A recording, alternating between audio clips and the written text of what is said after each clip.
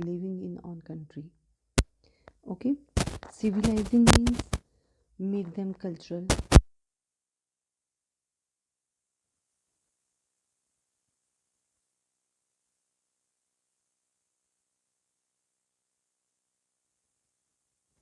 कि नेटिव्स जो थे उनको सिविलाइज्ड करना और फिर पूरे राष्ट्र को एजुकेट करना. In this chapter, like in previous chapters, we have seen that how British affected Rajas, Nawabs, peasants and tribes. In this chapter, we will try and understand that implication it had. Implication means effect.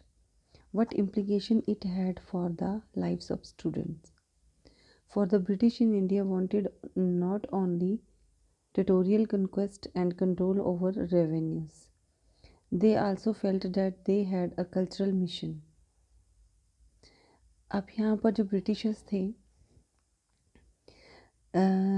they not only want to conquest the territory of India, they also want to control over the revenues of India. They felt that they have a cultural mission. What was that? The mission was civilize the natives and change their customs and values.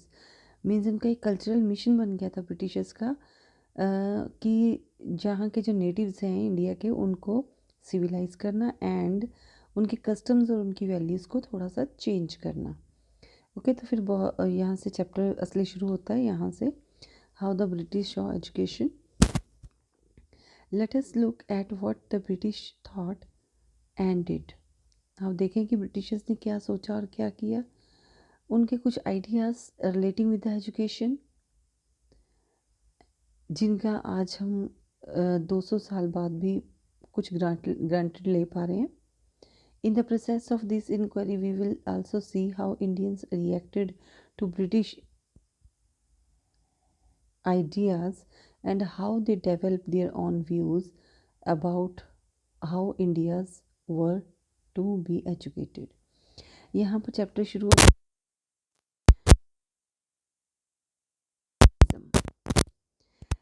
1783 में one person whose name was William Jones 1783 arrived in Calcutta named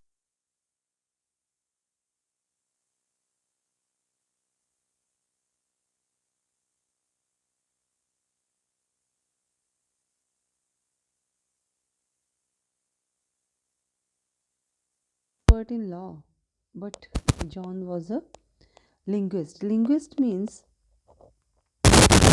someone who knows and studies several languages, जो बहुत सारी languages को study करता हो, जानता हो. Okay, so now we can understand that John was a linguist. It means he knows very well a number of languages. Okay, so he was here. See, Greek, Latin language he studied from Oxford. Then French, English, had picked up Arabic from his friend. And when he came in India, then he started to learn Sanskrit language from the Pandits, grammar, speech, poetry. Soon he was studying ancient Indian texts on law, philosophy, religion, politics, morality, arithmetic, medicine and the other sciences. बहुत सारे subjects उसने पढ़ लिए. अब Johns ने देखा, उसने discover किया कि उसके इंटरेस्ट को शेयर करने के लिए कुछ ब्रिटिशर ऑफिशियल्स जो हैं वो उस टाइम में कलकत्ता में थे. वो इंग्लिश मैन थे like Henry Thomas Colebrooke and Nathaniel Halhed. ये दोनों भी इसी एंशियंट इंडियन हेरिटेज के ऊपर ही अपनी डिस्कवरी कर रहे थे. उन्होंने इंडियन लैंग्वेजेस में मास्टरी कर ली थी एंड संस्कृत और पर्शियन वर्क को इंग्लिश में ऑलरेडी उन्होंने ट्रांसलेट कर दिया था. Together with them John set up the Asiatic Society of Bengal. अब जॉन ने उनके साथ मिलकर एक एसेथिक्स सोसाइटी बंगाल में बनाई he started a journal called Asiatic researches, जिसको नाम दिया गया एशियाटिक सर्चेज, एशियाटिक रिसर्चेज जिसको नाम दिया गया, sorry. Jones and Colebrook came to represent a particular attitude towards India. They shared a deep respect for ancient cultures, both of India and the West Indian civilization. They felt had attained its glory in the ancient past. John और Colebrook जो थे वो Indian culture की बहुत respect करते थे, but they have seen कि जो ये हैं इंडियन कल्चर है वो अपनी ग्लोरी कहीं ना कहीं खो चुका है, डिक्लाइन हो चुका है। तो वो सोचते हैं कि it is now necessary to understand India, it was necessary to discover the secret and legal text of the India, and they have done this. They have real ideas and laws of the Hindus and Muslims. Only a new study of these texts could form a basis of future development of India. तो उन्होंने एक ऐसी text books निकाली पुरानी ancient period में से, उनमें से आइडियाज़ लिए, उनके लॉज देखे हिंदू और मुस्लिम्स के, जिनको उन्होंने देखा कि हाँ इनको एक नए तरीके से अगर डेवलप किया जाए, इनको एक नए तरीके से अगर टेक्स्ट में लाया जाए, तभी एक इंडिया का फ्यूचर जो है वो डेवलप हो सकता है। अब जॉन कोलब्रुक ने क्या किया, उन्होंने एंशियंट टेक्स्ट को फाइंड आउट किया, इनके मीनिंग्स को अंडरस्टैंड किया, फिर ट्रांसलेट किया, और जो फाइंडिंग्स इन्होंने की थी, ओके, और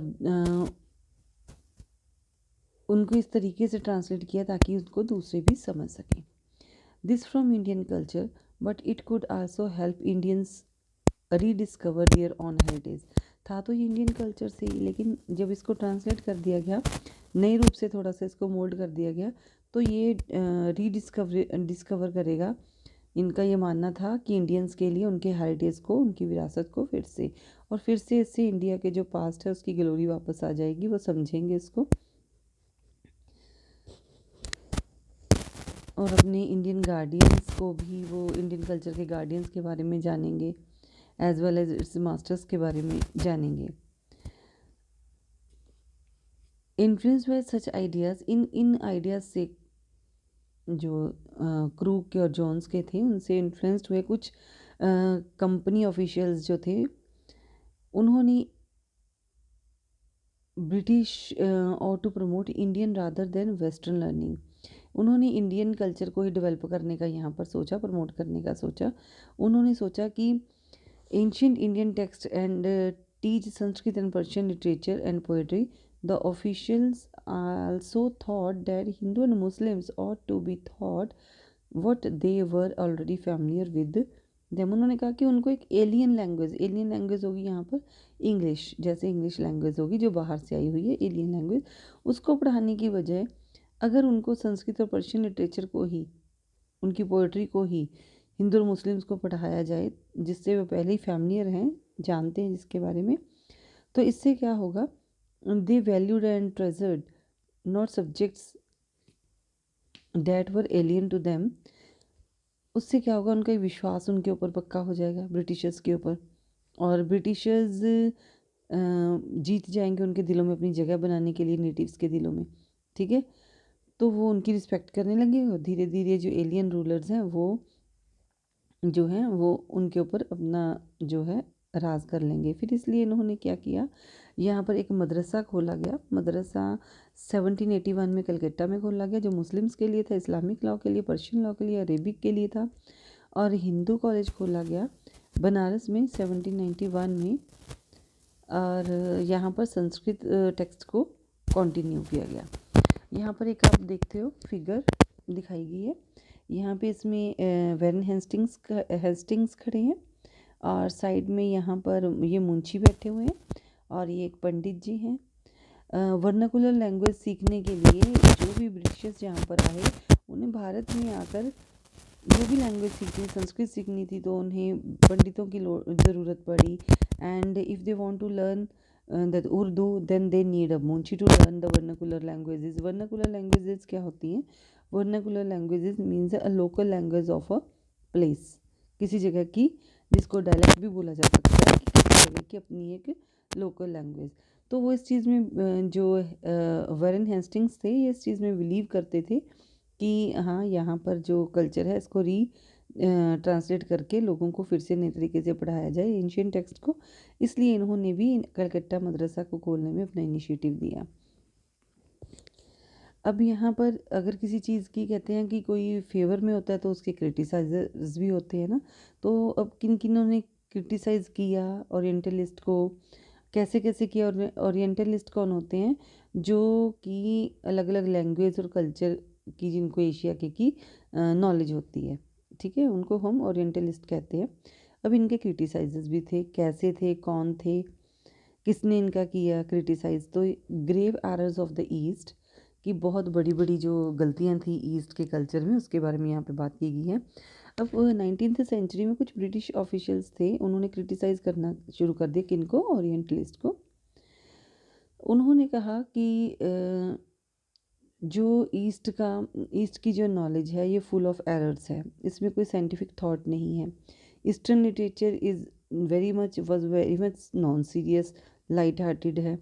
उन्होंने इस चीज़ को आर्ग्यू किया कि ये रॉन्ग है कि ब्रिटिशर्स इसके ऊपर इसको मतलब इसके ऊपर काफ़ी ज़्यादा स्पेंड करें, एफर्ट करें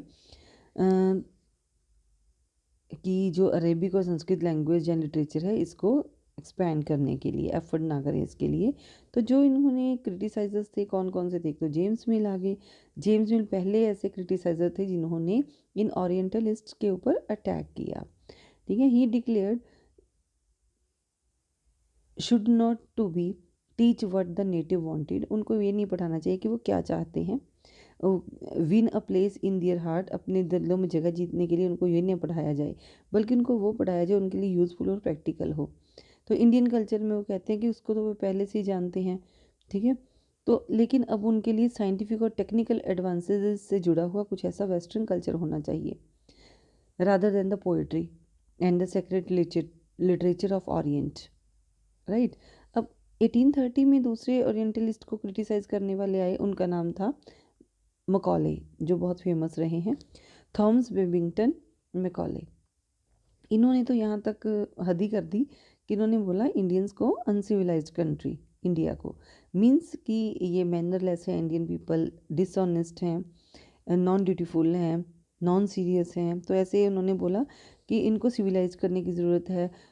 eastern knowledge, no branch of eastern knowledge according to him could be compared to what England had product, कि ईस्टर्न नॉलेज कोई ऐसी नहीं है जो आज तक इंग्लैंड ने प्रोडक्ट कर लिया है, प्रोड्यूस कर लिया है। ऐसा कोई भी नॉलेज इंडिया में ईस्टर्न में नहीं है जो कि इसके साथ इंग्लैंड के साथ कंपेयर किया जा सके, ठीक है। मकाले ने ऐसा डिक्लेयर किया कि एक सिंगल सेल्फ जो है यूरोपियन लाइब्रेरी की, good European library was worth the whole native literature of India and Arabia, कि एक सिंगल सेल्फ ही यूरोपियन लाइब्रेरी की बहुत है जिसके ऊपर सारा इंडियन कल्चर और अरेबिया का कल्चर आ सकता है। इसलिए गवर्नमेंट को इसके ऊपर पैसे खर्च करने की ज़्यादा ज़रूरत नहीं है, ठीक है। With great energy and passion Macaulay emphasis to need to teach the English language, इन्होंने इंग्लिश लैंग्वेज को पढ़ाने के ऊपर काफ़ी ज़्यादा स्ट्रेस किया और इंडियंस को ये एक फाइनेस्ट लिटरेचर पढ़ाने के लिए बोला कि जो इंग्लिश में उनको पढ़ाया जाए, जिससे क्या होगा कि लोग अवेयर होंगे, डेवलपमेंट्स होंगी वेस्टर्न कंट्री में साइंस और फिलॉसफी के जगह। तो इस तरह से उन्होंने लोगों को सिविलाइज करने के लिए, उनका टेस्ट को चेंज करने के लिए, वैल्यू और कल्चर को चेंज करने के लिए इंग्लिश लैंग्वेज को लाना ज़रूरी कहा। Following Macaulay's minute the English Education Act of 1835 was introduce, अब इंग्लिश एजुकेशन के लिए 1835 में एक एक्ट शुरू हो गया, ठीक है। तो अब ये डिसीजन लिया गया कि ये medium of instruction for higher languages क्या होगा, that will be English. To stop the promotion of oriental institutions like the Calcutta Madrasa and Banaras Sanskrit, जो हमने पीछे पढ़ा था कि ये यहाँ पे पढ़ा था ना हमने कि ये मदरसा खोला गया था 1781 में और बनारस में 1791 में जो था संस्कृत कॉलेज खोला गया। तो इन सबको बंद करने की तरफ ध्यान दिया गया, बोला गया कि इनको ज़्यादा डेवलप करने की ज़रूरत नहीं है, ओके। तो उसके बाद यहाँ पर आ जाता है फर्स्ट पार्ट, यहाँ पे हमारा ख़त्म हो जाता है। हम अब करेंगे इसके बाद सेकंड पार्ट, ठीक है, तब तक आप इसको गो थ्रू। Thank you.